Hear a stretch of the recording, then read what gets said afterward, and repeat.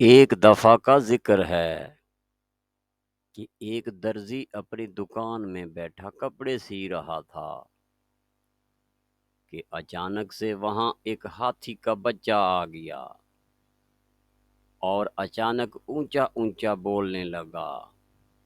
درزی نے اس کو ایک روٹی کا ٹکڑا دے دیا۔ وہ وہاں سے چلا گیا۔ ہاتھی ہمیشہ درزی کی دکان پر آتا تھا۔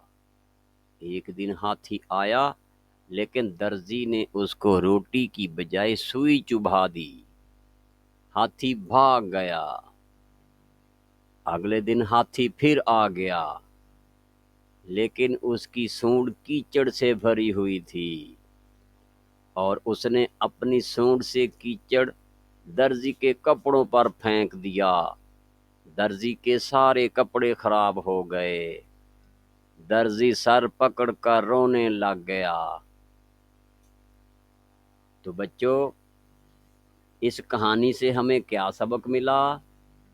اس کہانی سے ہمیں یہ سبق ملتا ہے کہ جیسا کرو گے ویسا ہی بھرو گے۔